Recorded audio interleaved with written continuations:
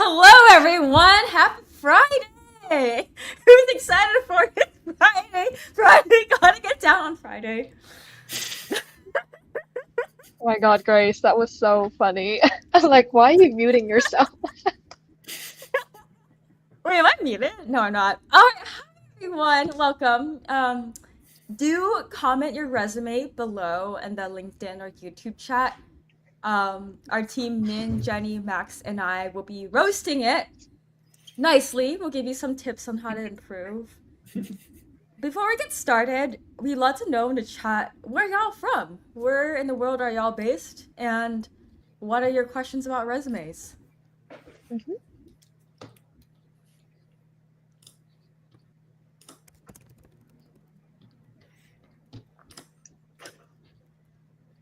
Wait, Grace and My Jenny and Max, like, when did you create your first resume?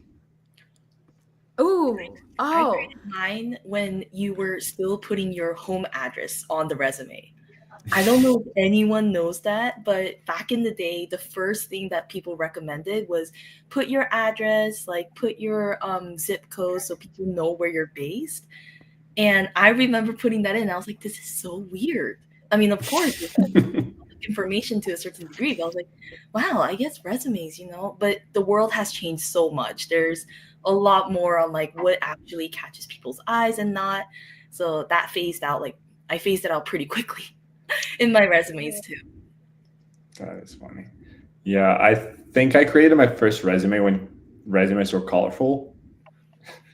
Oh, So, yeah. So there was definitely a lot going on. When you would put your picture in there too. Yeah. Those days. oh my ooh, God.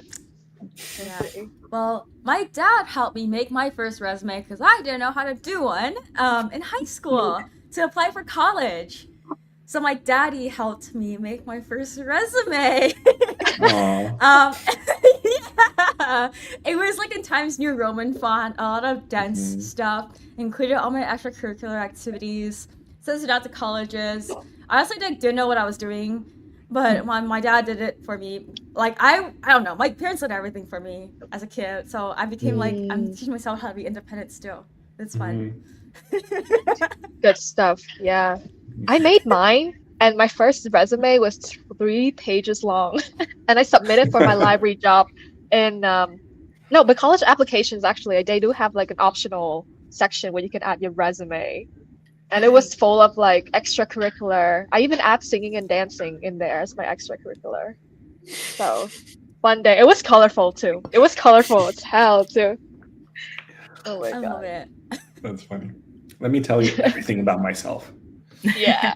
Hmm.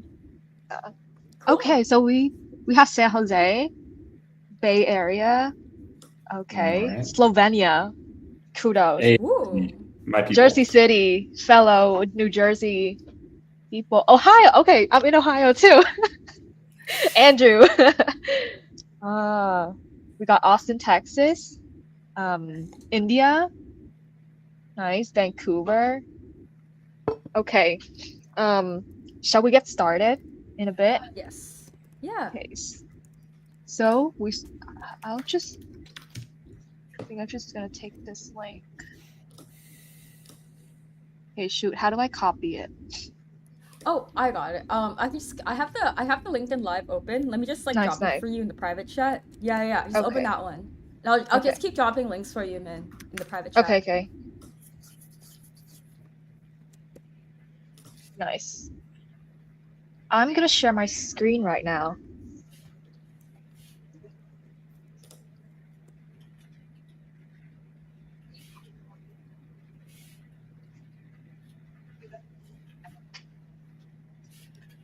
Okay. Let me find a better way to insert the link. I don't want to share weird stuff. Hmm. 1 second, guys. Yeah. Meanwhile, Okay. feel free to come. Oh, go ahead.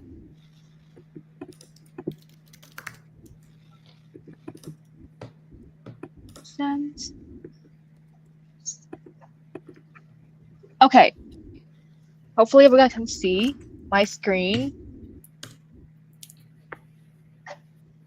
I'm gonna zoom it out a little bit, zoom in a little bit. Okay. So here is the first resume by Richard.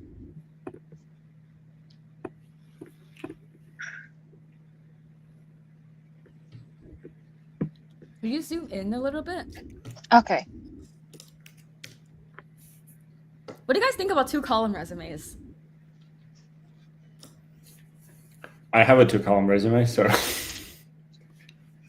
I um, I kind of use like a bento box kind of design on my resume. So I think it's really about like how do you group these separate ideas and make sure that they're very distinct. Um, but also I just wanted to call out, like I've been just honing in on it the whole time. I think maybe just put in more buffer around the edges. mhm. I think this resume is you're trying to maximize the space, but then with the two columns, with the very small text, I think we can just kind of fit it in and then put some buffer, like maybe an inch or so. So we have like a very like one pager representation. It's Mhm. good how you have increased engagement by 35%. Do your best to include numbers, how much you like revenue generating or time saving metrics. I do notice it's like a lot of random words are bolded, like remote work environment, unique products. Like, I don't think these things need to be bolded. I would say, like, maybe bold your metrics instead of like these random words. Mhm.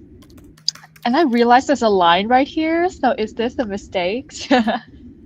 Like for Doyle Hospitality Enterprise, there's like a line next to the description. Um, so I think it's supposed to be like with the extracurricular like header, but it's like somehow shift up here. And also right here is like seems like in progress. So do add this before you submit this anywhere. Mhm. I also wonder if you're using Figma for creating your resume. I think it's good just to make sure that you're practicing good design structure there so you know like each one is formatted exactly as you like. And then yeah, like when you save it or export it as a PDF, it should look all neat and tidy as you wanted. One thing that I'm also noticing, I think there you have a mixed usage of how you call out the dates. Sometimes it's the full month, sometimes it's 3 letters, 4 letters. Try to have consistency in there. I know that this is more of a detail thing, but it just helps with the visual of all of the details that you have here. Mhm. Yeah. Say like this is like supposedly like a short written version. So like just keep it three letter like September's like SEP and then June is like JUN. Yeah, so it's consistent. Mhm.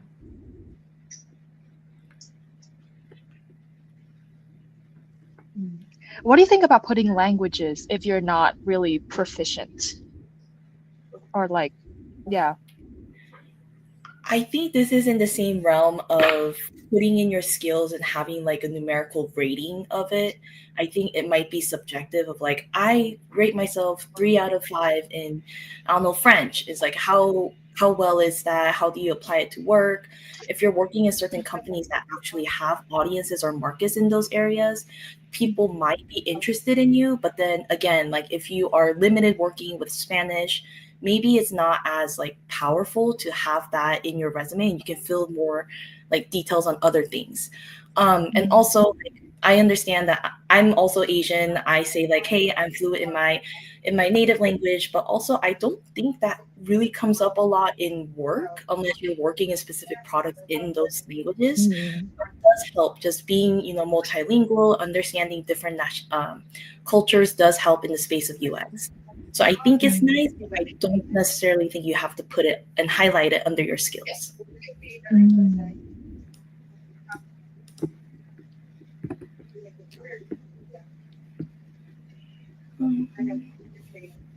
I'm curious why you have.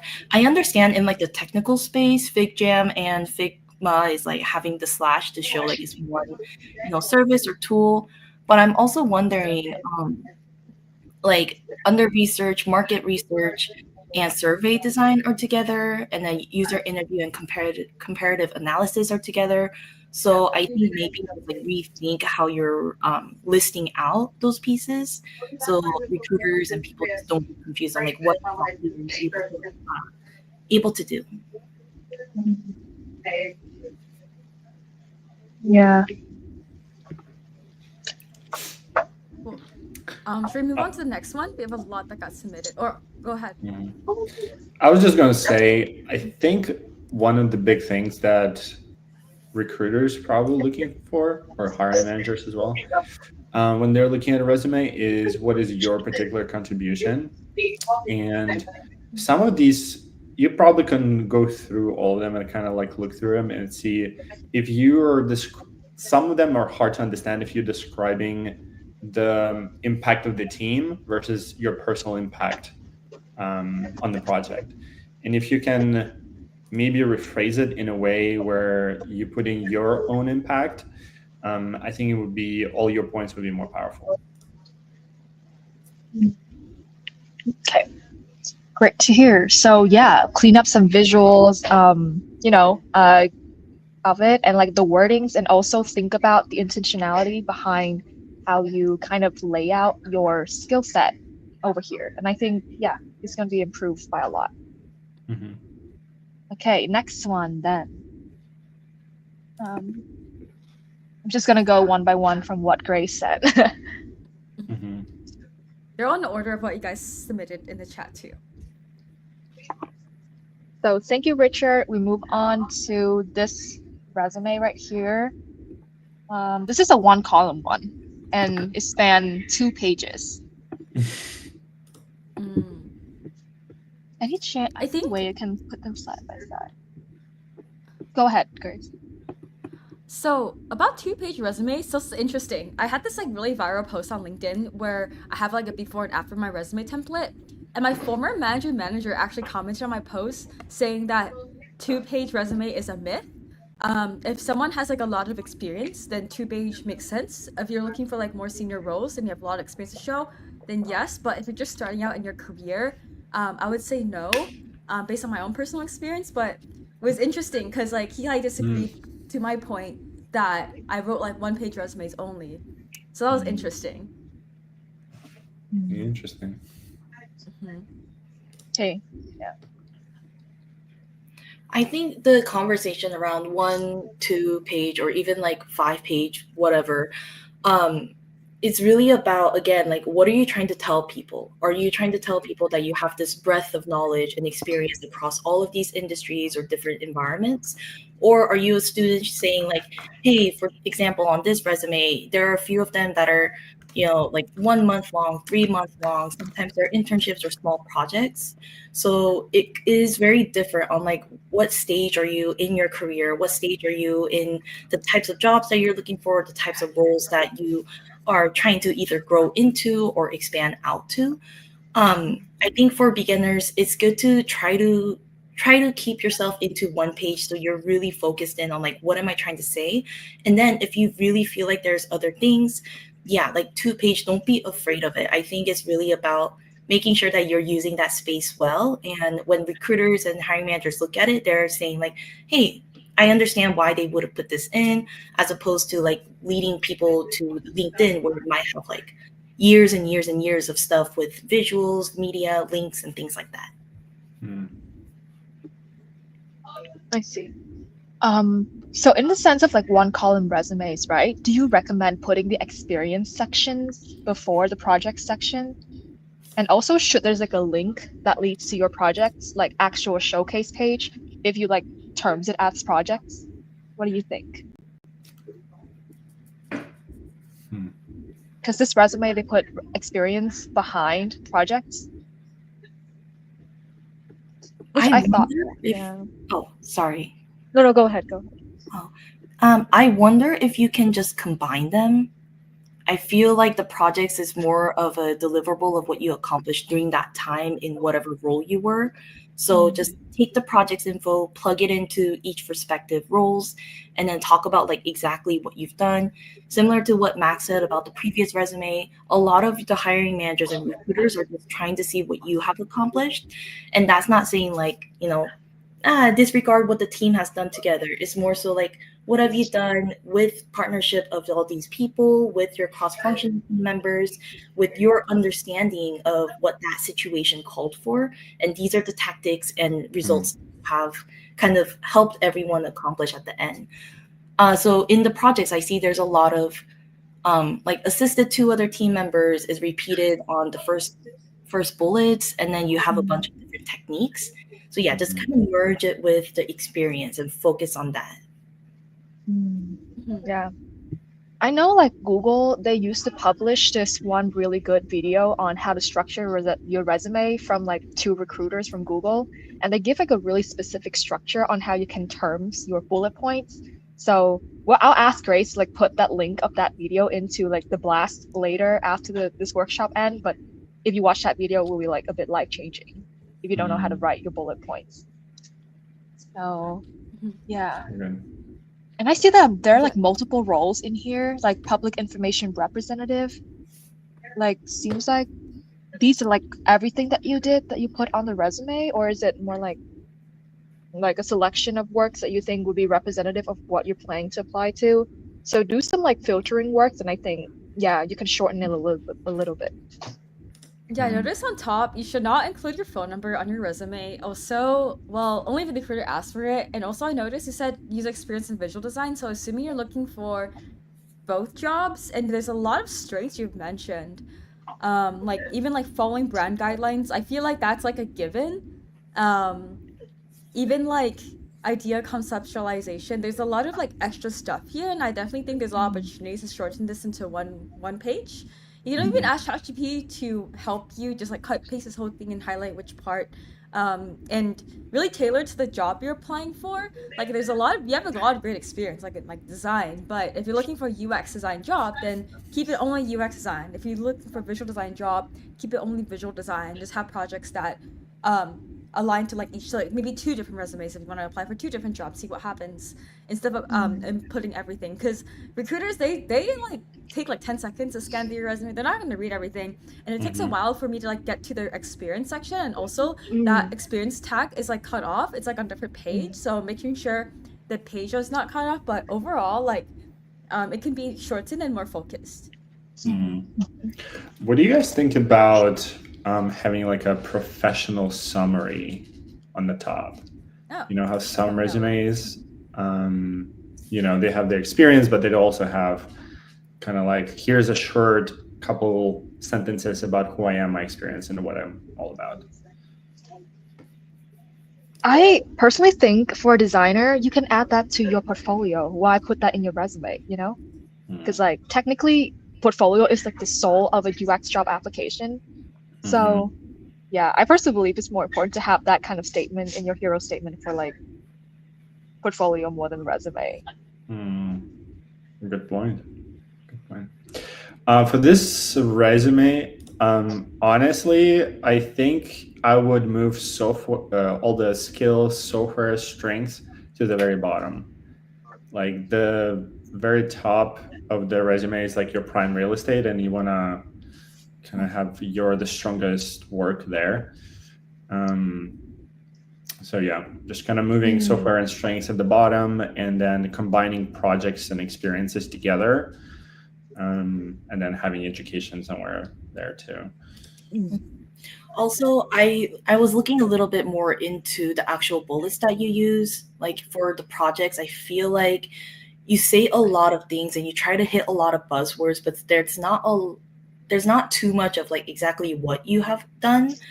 I think if you reframe those and really talked about like what I designed or what we accomplished, like even for example, the first project with the team concept project, like it's like we created surveys, wireframes, and mid-fidelity prototypes, but it's like of what? Like what did you do? What kind of fidelities? Like what kind of wireframes? How many? Like for the survey too, did you send out 3? Did you send it out to a community of 10,000 people, or is it like friends and family that just haven't experienced that kind of things? Those are the ways that you can show more of that impact and add in that like the quantifiable metric that people can see and say, oh yeah, like they did this, or they have like the understanding enough to say, I need to seek out this kinds of resources or try to like get a lot of insights in these ways.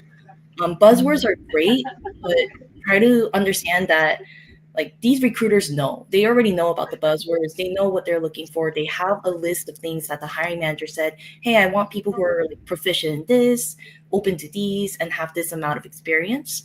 So try to really hone in on that and say like, I do have that, or like I have done this. Yeah, that's a really Yeah. good point. Keep going, Max. Yeah. This is on the other side of having a one-page resume, because it forces you to be concise and straight to the point. Where like if you don't have a limit on how much 2 or 3 pages, then you can kind of go maybe a bit too lengthy. But obviously, hiring manager's not going to read it all. So honestly, I think if you combine everything, you probably will fit it on one page, and like tighten up the language. Make it more clear, distinct, straight to the point. I think you will benefit a lot from that. Nice. We're gonna skip to the next one. I think we have a lot of stuff to fix. And also for anyone dropping your resume link, like please make sure your access is open to public, because we're gonna skip like those portfolio resume that are already available publicly. So we have this resume right here. 2 pages. Yeah, what do we think?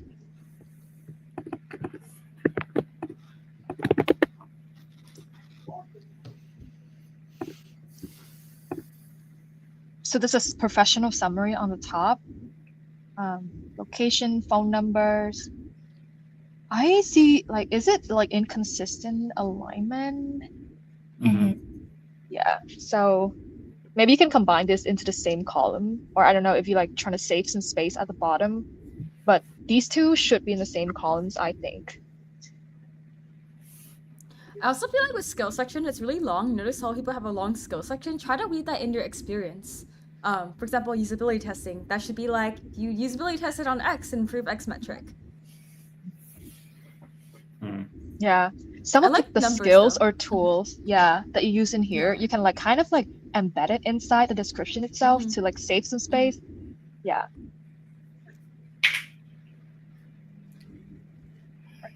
End-to-end product designer. What do we think about that? And the top it says end-to-end product designer. Oh. Like end-to-end meaning like 0 to 1, right? Like. I think it's kind of valuable. It depends what kind of jobs you're applying for. But I know there's certain, like if you're applying for startup jobs, end-to-end is valuable because they know that you've gone through every step of the process in product design. Versus maybe, I'm not sure, like if you work in a big tech, maybe you're just working in one part. You're not even involved, you're not really involved in research. So maybe that's where like you can leverage end-to-end. And obviously, if the job description says we need end-to-end, mobile, whatever, you probably want to use that language. I think this summary is a great example of Min's point of using your portfolio as the place for a lot of the detail and a lot of like, I come from this background or I am doing this. I think a lot of your summary here is reflected in your work experience, and you talk about like, I've done this. There's like a lot of things that I have created, like 25 plus high fidelity prototypes, which is like, it's really interesting. I think that would be something that recruiters will hone in on. But again, 25 plus high fidelity prototypes. I wonder like, one, like why did you have to create 25 high fidelity prototypes? So maybe expand on that, say like high fidelity prototypes for 25 different use cases. I think that would be better. But sorry, going back to like the end-to-end thing too, to Max's point on like what kind of job you're looking for, what kind of company and product environment you're going to, it might change on like how people understand that. It could be, 0 to 1, kind of you start from scratch and you develop something to launch. It could be the entire user flow and the user journey of one product space. So you're like, what do people do from sign up all the way to like actually using the product? Or is it just one singular flow where you're like, how do we make sure that this end to end going from A to B is clear for people? So I see the value of why you're putting it in there. I think this is where you need to be, again, just a little more intentional with your entire resume, what kind of role you're looking for, what kind of team or project you want to be a part of. And then one last, again, I think just the spacing and the alignments are off here and there, but just have a little buffer on the edges of your document. Some recruiters might look at this and be like, "Oh, you're a designer," but you're not thinking about like buffer. You're not thinking about like what is the not so much like ideal, but what is like a good doc that people can look at, share out. I know it's a PDF, but again, that gives you a little more control of what those margins would be. But yeah, that's where my thoughts are so far. Nice tip. Yeah. I feel like, say, for the summary right here, say, if you want to optimize it, right, the last bullet point right here, I personally believe that this mentor 200 plus designers is more valuable than like you started with like proven cross-functional collaborator, because this is very general. And the rest of it feels like you're like laundry listing the skills, but in more like elaborate language. So somehow like just keep it really short, but like metric focus, like, oh, I mentor 200 plus designers. I drive impact by how many percent? Like, say down here, you have this platform with 2 million plus designers and institutions, which is a really good metrics to flex. So you can kind of like, add that as like a summary of like the general view of products you work for and like the scale of the companies you work for at the top. So yeah. Yeah. Okay. You could take out the middle 2 bullets and keep the first 2, and that should be like that should be fine. Yeah. Okay. Should we move on? Yeah. Okay, cool. We got this. I feel like it's just LaTeX because I used to code my resume in LaTeX before. With this exact template too. But I really like this template. I think it's really clean, very easy to edit.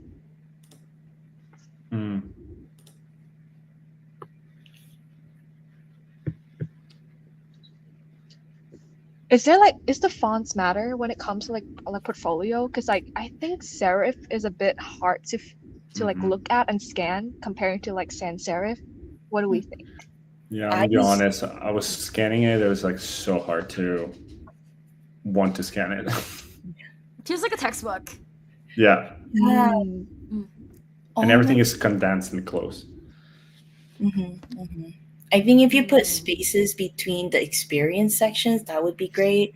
I know that on the serif or sans serif conversation, you could have the like the pretty font as your headers, being like, this is the title. And then for all of the bullets, just make it sans serif so it's a little bit easier for recruiters to quickly scan through. But yeah, I think I see your vision here. It's really hard for people to get the information that they need, especially if you're not like zooming in a little closer. Yeah. And it's hard. I know when you're trying to make a resume and then all your experience doesn't fit, then you're trying to compromise maybe on spacing or on the font size. So yeah, I can see it's like brim to brim here. Yeah. I see that you put interest as well. I don't know if it's helpful if you're applying for like a designer job. Yeah, so optimize your space by like taking out the weeds part. Use the languages too. Yeah. Traveling to Japan. Like, you don't need to include that in your resume. Portfolio like about me. Yep, I like, agree. You're interviewing, be like, I love to travel, I love experiencing things, but not the resume. Yeah. Yeah. Also, I see like inconsistency with the months writing. So June, full write, October and January not, and May as well. And also right here, why is there a difference between like the way the date is formatted? So maybe you accidentally swap the two items right here. So pay attention to those small details.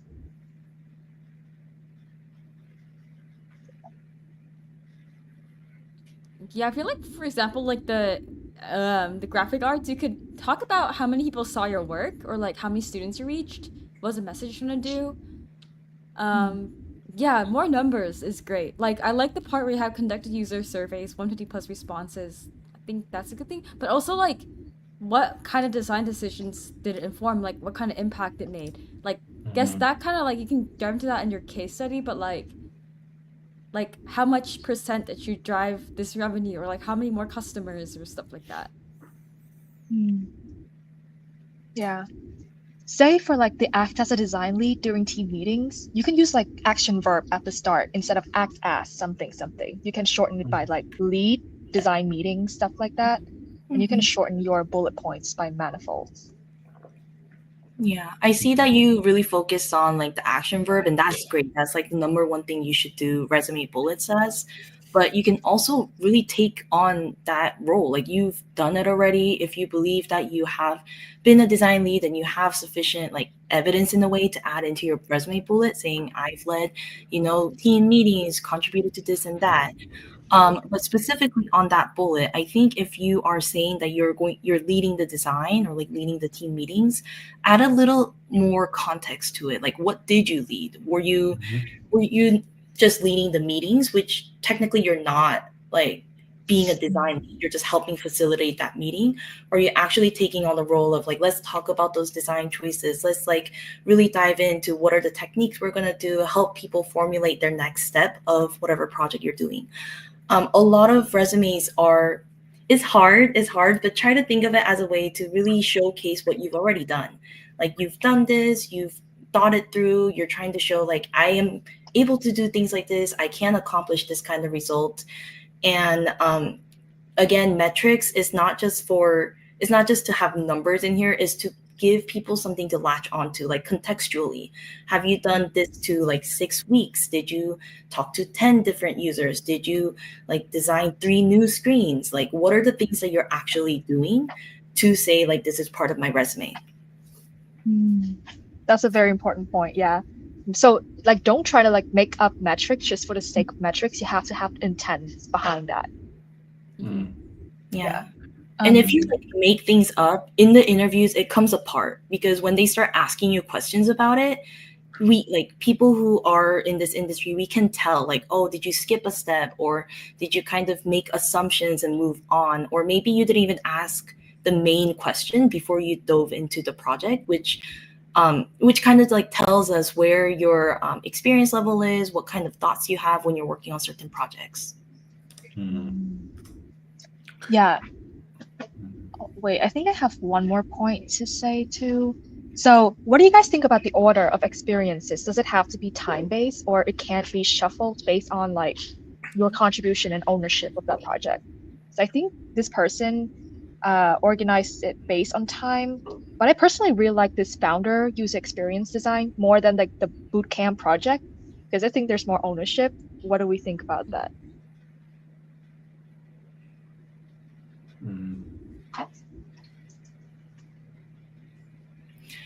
I guess from my experience and just the context that I have from working at Indeed and working with recruiters, they like the chronological order because it gives them a sense of how long you've been doing certain roles, what are the things that you've been accomplishing in that time period. And especially if they're trying to look for people who are like a level up or a level below, they gauge that to see like how much experience you have. The never-ending conversation of years of experience. What is that? This is where recruiters see a lot of that information. But I really do see Min's point on like highlighting the things that are important. If I think this could be an opportunity, maybe like you just add a little bit more into it, and then when you're on the call with the recruiter, just talk a little bit more about like, oh yeah, this is something that I've done, I'm passionate about it, blah blah blah, whatever you've noticed or you've took as an insight. But also I'm curious about that because I'm like, oh wow, you're founder slash UX designer. I go into it, I'm like, okay, so is a startup, and then you founded a direct-to-consumer e-commerce concept. So I'm like, okay, so you thought of a concept, okay. Then you go into like you conducted research. I'm like, that's great. You learned about your market. You designed and prototyped the first mobile e-commerce experience using Figma, amazing, and you built a comprehensive design system. But technically, from that bullet list, I would not say like you're a founder. I would say maybe you just like took on like a lead design role, or like you decided like what to do. I think at this point maybe you can change it to like lead design in whatever like the purview of the role that you were in for this e-commerce startup. That might make sense, but again, this is me like inferring and assuming based on what you've provided in this resume. Maybe you are truly the founder who have created this concept. Then you can talk a little bit more about like, I started this and then I developed concepts, rather than you founded the concept. I know it's like semantics, I'm getting a little nuanced there, but I think that's where a lot of recruiters might either be intrigued or maybe confused about what you're actually trying to do. Mhm. Yeah. Yeah. That makes sense. Also, maybe also semantics, kind of take it or leave it type of deal. But I personally like to lead with the outcome first, and then how I achieve that outcome versus the other way around. So like I'm reading one of the bullet points, and I kind of see it throughout the resume. So you say use performance feedback and testing insights to propose iterative UX improvements, increasing engagement and retention. So first you're talking about what you did, and then you talk about the outcome. The way I like to do it is to start with the outcome, because those recruiters, they're looking for what can you do for me? Like when they start reading it, they're like, what can you do for our company? So when they read increase engagement in retention by using performance feedback and testing insights and proposal or whatever, they kind of, okay, you lead with the outcome first, which maybe resonates more with recruiters. Again, maybe semantics, but that's something I found useful. Yeah. Yeah, say, oh, over here, I just noticed a small typo, After Effects. So do like look into those. So let's move on, shall we? Okay. Alexandra. So this is a 2-column one. It's hard to So read graphic bullet points. Yeah. So we have graphic design, advertising, and creativity. I'm not sure what kind of role it's playing here. It's not really like role centric, not really specialization centric. Okay. Also, I think we skipped Amy. There was another. Oh, really? Yeah, portfolio. I'll add that after. I think there was one resume that was not publicly accessed. That's why I skipped that. But yeah. Let me I think go on back. the languages, this is something that we said for previous resumes as well. I think it's great, but unless you're applying for a specific job that asks for native fluency or bilingual skills, I don't think you need to have it there, especially for English. It's like, oh, you wrote this resume in English. I'm sure that you have a level of professional fluency there. And then Russian, it says in parentheses, bilingual conversational fluency. It's like, first, you're asking the recruiter to kind of gauge what those bars mean. And then second, you're giving them additional subtext of like what that Russian bar means. I think overall, you can take it out. And then if you want, if you have any achievements that are relevant to that, for all the other resumes that had this as well, if you have any achievements relevant to that language, then I think you can put it in achievements and accomplishments and things like that. Like you help certain communities help with like immigration things and documentation, or you help teach at like a English as a second language school, blah, blah, blah. I think those things would do more to show what you're doing with that language proficiency rather than having it listed on your resume. No skill bars. No.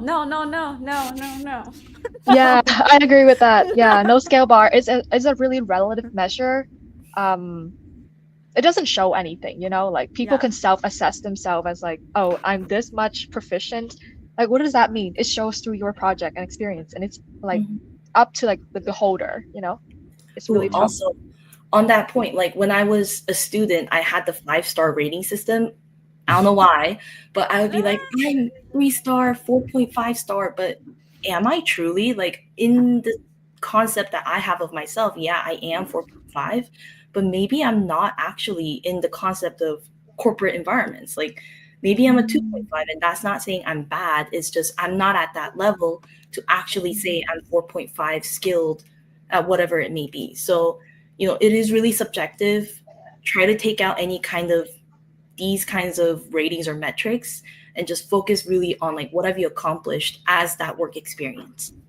Mm-hmm. Also, like, I noticed experience sections on the right side. People typically read F pattern like right to left. I mean, sorry, left to right, up to down, like an F pattern. So put your most information on like the top, on like the left side. So your work experience, I feel like that's what people look at more. And try to do it in bullet points and include metrics. For example, like the nanny, social media, like include metrics like how did you like grow, how many customers did you bring in, how much did you grow their audience and stuff like that. Be good, and bullet points too. You can also ask ChatGPT to make it into bullet points. Yes. Mm-hmm. Also, I try to like highlight right now the whole resume. Sometimes I use it to kind of figure out if ATC would, ATS would scan it, and this one is really having a hard time to kind of, yeah. So this resume may be hard for the software to process.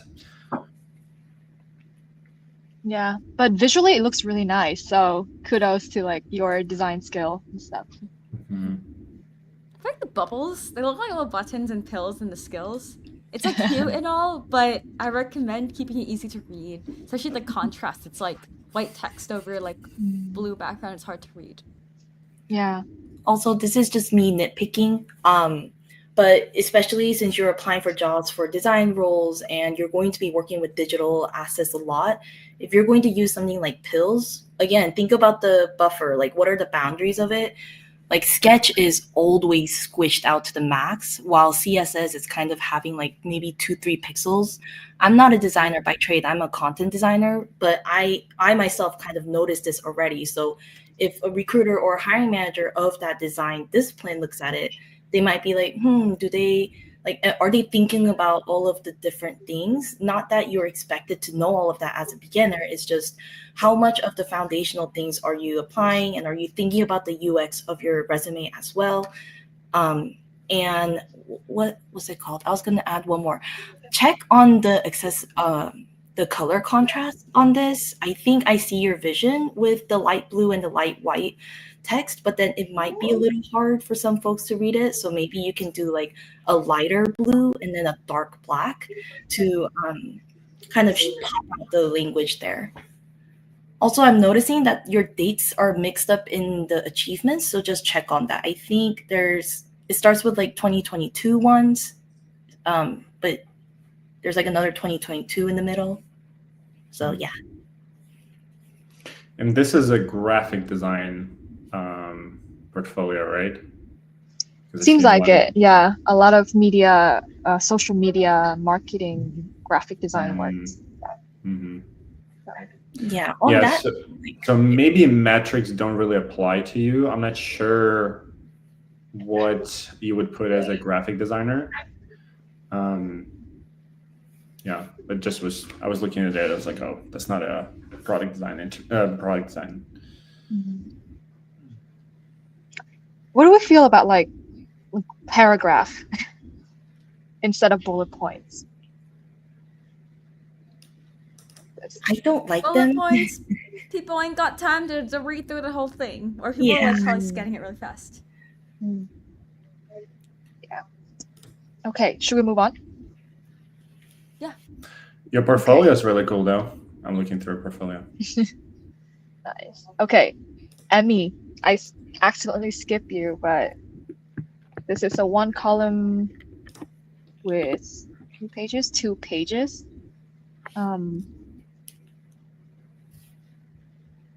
Designer.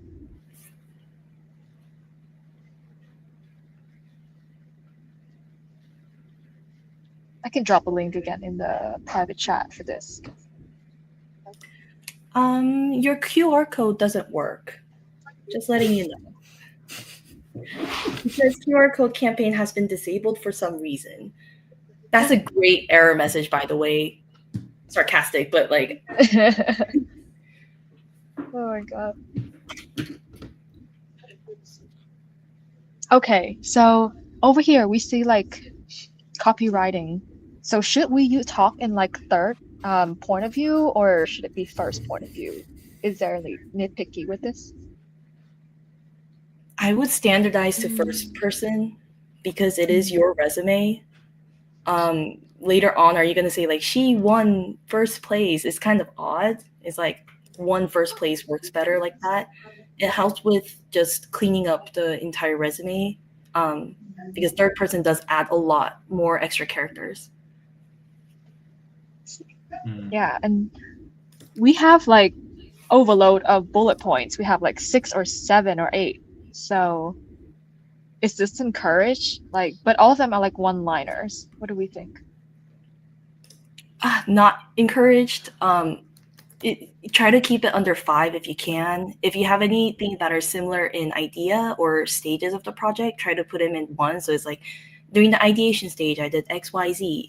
But again, like think about every single bullet point. Like think about what value it brings. What are the things that you want to highlight?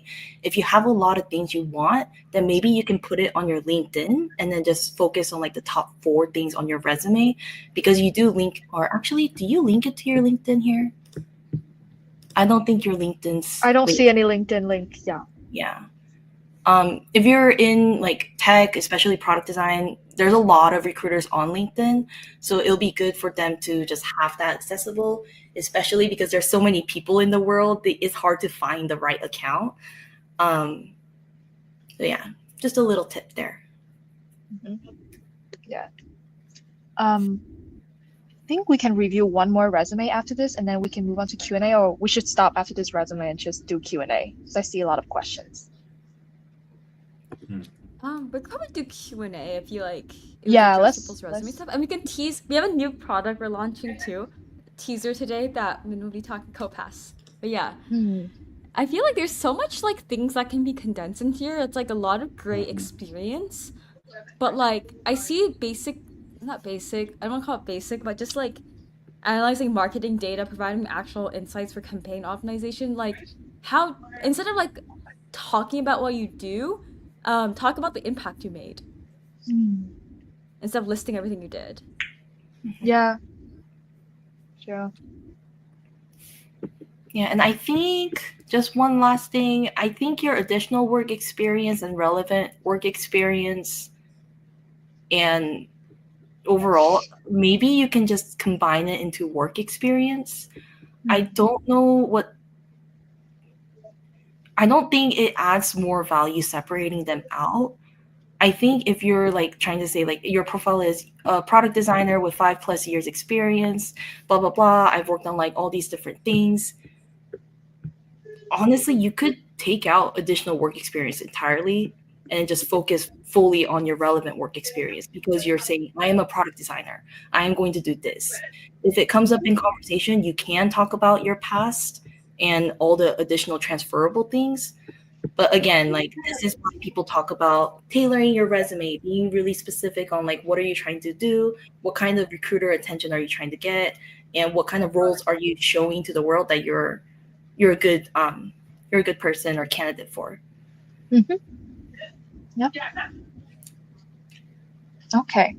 So yeah, just like kind of clean up a little bit and focus on your the job that you really want to apply for. Yeah. So just to Jenny's point. Cool. Yeah, your resume should be your accomplishments, not everything you did. Yep. Okay. I think we should stop with the reviewing here because we might go over time. We review one more. So we can take some time to like answer all the questions our friends dropped in the chat. I did remember seeing something along the line of like, I only have one case study, or how should I make a resume if I don't have any experience in UX design yet? So what do we think? I think if you don't have any experience in UX design, the resume shouldn't be your first priority. Your first priority should be get experience. Mm-hmm. Yeah, I think a resume is used for you to kind of like a flyer saying I can do this. If you actually haven't done UX before, you can't be advertising yourself as I am a UX designer. Start working on like smaller projects, start understanding what are case studies, and when you have like a few case studies, then you can put it into your resume saying projects instead of work experience to say like I've done certain things. One of the things we'll talk about in the Q&A as well is doing certain courses or experiences or programs that actually help you build those skills or build that kind of understanding of what kind of projects can I start showcasing. But yeah, to Max's point, like try to think of it as how do I start small? What is the first thing that I need, which is understanding UX foundations, starting out with smaller projects, and then afterwards you can start crafting your resume. Because even if you apply now, they're gonna look at it and be like, oh, yeah, like they might have transferable skills or they might have interest, but they can't really bring you to a hiring manager with that resume. So really try to focus on how to build it up first. And a few thoughts about building it up, because I wish I had this when I started. It's a little bit different team that we have right now, but since we're talking about it, if I don't know your design skills, but if your design skills are pretty good, find somebody you can build something with. Maybe find another engineer or a few engineers, and maybe try to create something where you can ship and just put it in the hands of users. They can be your friends, they can be somebody else, but that on your resume is going to be much more impressive than maybe like a boot camp if you're going to go there, or like a personal project, because you're going to spend the same amount of time on either of them, but one is the real project that was shipped and another one is not. So Yeah. So somebody asked about ATS friendly resume, which Grace already posted a post on this. What do we think? Is ATS friendly being like overrated, or any strategies to kind of like, optimize it? There's also a bunch of ATS tools online that you can test your resume to see what it goes through. But also, like, I've learned that a lot of companies use different ATS systems, so it depends. Depends. Yeah, I can have some like I have some insights from like an Apple like friend that I work with, and he told me before that like recruiters actually do screen resume with their eyes before like picking the candidates they want to talk to. So maybe like design the resume well is a better priority. I don't know. Like it's a very gray area kind of question with like, is ATS like very important? So what do we think, Jenny? Yeah, plus one to your Apple friends comment. I think recruiters, they get a lot of resumes, but they still will take the time to look through it. Sometimes you're like kind of passed off within the first 2 seconds because the title doesn't match, years don't match, experience and expectations don't match. But afterwards, it's really about like, what are the things that are inside the bullet notes? What are the things that you highlight as your accomplishments? I think being ATS friendly is great, but again, all companies use different types of ATSs. It could be Greenhorn, it could be not Glassdoor. What is that? The one that everyone struggles with, Workday. Like there are all these different systems, and even for Workday, they have all these customizations per the hiring manager or whatever company. So really focus in on like what is the content first. If your content is strong and it catches the attention or interest of a recruiter, you're already like one step ahead there. And then after you get that done, when you're applying to ATSs, of course, try to have an ATS friendly one just because you want to cover your bases, run it through some of those tools that Grace mentioned, just see how that quality is. But also because we are in UX, we are in tech and design and product design, all of that, try to have a resume that also shows more of that, like, not like colorful and creative as like early 2000s, but intentional, minimalistic, but then aesthetic at the same time, so they can share among recruiters, hiring managers, different members of the team, and things like that. But again, like the content is the most important. You can have the best looking resume, hit all the ATS like screeners, have all the buzzwords, but if you're not having substance, it's really hard for recruiters to say like, yeah, this is the one that I want to present to the hiring manager. Hmm.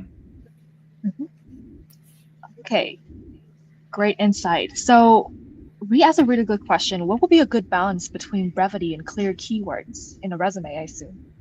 So what do we think? Hmm. You mean like explaining it out and then clear keywords? Because brevity and clear are the same thing. So, Hmm. oh, Like, you making mean sure it's like clear in a sense. concise. Yeah. I think clear Concise, but also gets here. the. Yeah. Mhm. So balancing explanation and brevity, maybe that's a better way to put it. I think you should focus on, with all things there's balance, and with all things it depends on what you're trying to do. I think you should focus on clarity but not too much detail. And speaking from content perspective, we're always talking about, is it clear, is it short, is it concise? But of course we want it to get to that point, but brevity doesn't necessarily mean it's clear either. Like if it's too short, if it's too like vague or generic or a little bit cut off and fragmented, you're not going to get the same understanding from that than like adding in a little bit more words. So when you're revising your bullet list, whether it's long or short or too much detail, not enough, think about like, what is the actual accomplishment? As Grace mentioned, start with like, what is that like end thing that you've did? And then afterward, or Grace and Max mentioned on that. And afterwards, think about like, how do I make sure that I'm hitting the keywords, but not just overwhelming it? Like no one, you can be like, I did user research and marketing competitive analysis and usability testing and A/B and testing, blah, blah, blah, blah, blah. But ultimately, like you can do all of that, but what did you learn? What did you get? Like, what is the actual nugget of information that research portion has allowed you to move on to whatever next stage of your project? And that's what recruiters are looking for. They're looking for, can you do something? Can you work under ambiguity? Can you work with clarity and leadership? Can you communicate well and actually, the end to end, like, can you actually take it from conception to handing it off to your developers or launching it into the world? Again, Yeah. it's hard. Everyone struggles with it. So we're Mhm. right there with Yeah, you. true. Yeah. Mhm. I think also if you focus, this is what I do. I focus on the outcome. So whenever I'm writing description, I try to use the keywords, but I'm not trying to pack all the keywords in the description. I'm trying to focus on what I did, maybe describing the impact that I had, and all the keywords I did not hit, I'll just put it in the skills section. So this way you can have the best of both worlds.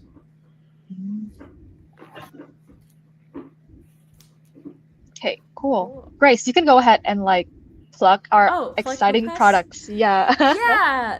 This is really early. We haven't like officially launched it to anyone yet, but as you drop more questions, we can lightning round through more. But a quick plug about CoPass. Our team has been building it.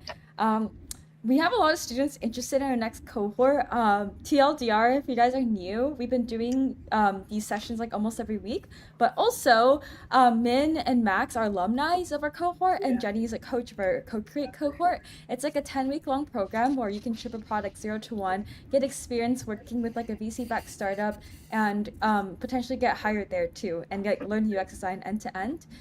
We sold out like we sold out our current one, but we're having our next one in September. But meanwhile, if you want to know like what's happening in the cohort, we have some extra free passes to give to y'all if you want to like grow in your UX design skills. So it's CoPass. We haven't officially launched it, so like this is like for early access. So if you want to go on our website, I dropped in the LinkedIn chat. You can also sign up, put your email there. We'll email you once it is live. But is to see like what's going on in our cohort, how are our students like building UX design case studies, how can you follow along, what skills are they learning, how you can use these skills in your summer case study as well.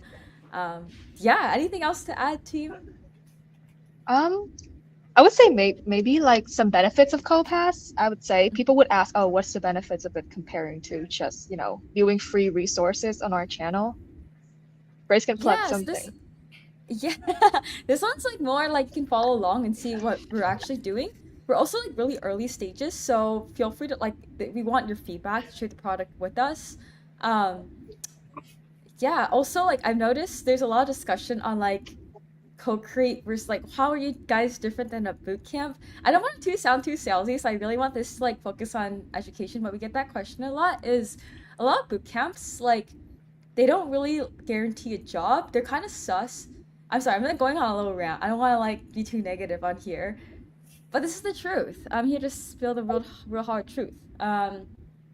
They like guarantee a job, but then they inflate their stats by like hiring their real students. And a lot of times, like the clients these bootcamp work with aren't even hiring designers. So for the co-create program, me, Leon, Hannah, we all like strategically choose VC-backed startup that have the intention of hiring a designer afterwards from our cohort. We do that on purpose, so it helps you increase likelihood of landing a job. It's also up to them, but we do our best to screen them. And we have like hundreds of startups like reaching out to me to be a client, and I rejected so many of them. So if you're a designer signing up for this cohort, just know that we do our best to vibe check and vet a lot of these startups. And it's something that I wish I had when I was starting out in design. Like I used to work as a UX designer in big tech, and I was like so lost, and I had to like fail a lot, figure out. And this is like a real coaching mentorship program to help you like get experience and stuff when starting out in your career to help you like land your first job in your UX design career. Okay, nice. Yeah. Maybe let's see. So if you actually we didn't have time to like go through all the resumes you guys submitted, but Jenny is our coach and she does host like one-on-one sessions for reviewing resumes and portfolio with very personalized tips like what Jenny has been offering throughout the session. So one, you can book Jenny on our site, and two, um, we do have another resume row session next week, same time. So if you miss out this one, definitely check out the one next week. We're gonna like post a link really soon. Yeah, just on that terms. Okay. I think we have one last questions. No, actually Yeah, we two. do. Yeah, so we can do this one right here. Um, so this is more like about like the design of the resume itself. So should bullet points be only one lines and not have tails? And a previous questions, I think from our YouTube audience is should it strictly be one page instead of 2 pages? What do we think about that's 2 points? One, 2 pages. So there are two questions on the line of like designing a resume. So one is it strictly like one page? And two, should the bullet points be shortened to like one line and not having any tails, which is like second lines stuff? No I tails. no tail. Like okay, tails are try not to, but the thing is don't add words to not have tails either. If you can, try to organize the bullets in a way that it reduces the amount of tails. So it's like there's a lot of full sentences and then tails towards the end, so it has more of a cascading effect. And I am still in team one resume. I think even if you have 20 years of experience, there are certain times you can really just highlight what are you either at that point is like what are you passionate about of all these things, like what have you noticed is something that you are curious and want to pursue that additional step on. And then for beginners or people who are transitioning, really focusing on like what have you done to kind of take your first foray into this space and into this industry and that kind of thinking. But yeah, just try to start with one page and expand if you need. Yeah. I personally think it's best to like just filter out like the best project you have first and then adding the things that might supplement those. But like don't try to laundry list every experiences you have because catering, just like your tailoring your portfolio of resume is very important. So start with the strongest first and then, kind of like expand out if you have more rooms. And I think also like when recruiters are they're looking at a ton of different resumes, and I think the standard's still to have one page. So if you're the one who has 2 pages, it may be looked upon as maybe not as professional as what the standard in the industry is. I also kind of get Grace's point where, if you have a ton of experience and you probably couldn't put it there, but it has to be a relevant experience. And chances that if you're a junior designer, you don't have that much relevant experience. Nice point. Yeah. One last question, I believe. This one is a really good question. Mention shortening skills section and incorporate it into the bullet points. Would that still be scannable for recruiters? Because there are recruiters who reach out to me asking if I know wireframing because they didn't see it in my skills section. That's a very strange reaction. Yeah. That's a bit sus. I personally think. I feel like recruiters should be really like they know enough that like if a designer, like ships something, then like wireframing should be a part of it already. Like Yeah. I don't see. Yeah, I don't know. I feel What do we sus think? about that recruiter, frankly. And I'm speaking from the fact that I get contacted for marketing roles because I have content design and content strategy in my titles. But sometimes I think some recruiters, they're not as attentive. And at that point, just do your due diligence, do your own screening of them to see if that's something that you're like, okay, like this is like an application and candidate interview process that I'm going to go for. Because to Min's point, like it's kind of a standard thing. Like I don't say I used content writing standards or something like that, but it's something that I do naturally. We use naturally UX heuristics in our day-to-day, so it's not like something they're going to be like, do you do UX? It's like, yeah, of course I do. That's like my entire resume. Yeah, I think people also kind of like forget what the skill section is for. It's not really for the recruiter, it's more for the ATS. Yeah, really So good point there. For the recruiter, they want to see your impact. That's pretty much it. Yeah, this recruiter was interesting for sure. yeah. Imagine you design high fidelity and you ship the product and they're like, can you do wireframes? It's like, do you know the ABCs? Do I? Yeah. Yeah. Oh my God. I think that's the last questions that we have. And hopefully this whole section of roasting y'all portfolios has been helpful. Sorry that we skip a lot, but first come, first serve, guys. We scanned maximum like 5 resumes, and I think we want to like dedicate a decent chunk of time for like people who actually like submit really early on. So yeah, same time next week, we do offer the same session. And then upcoming are like more like pitch deck rows, portfolio rows coming back again. And I think LinkedIn profile rows too. So be prepared and show up.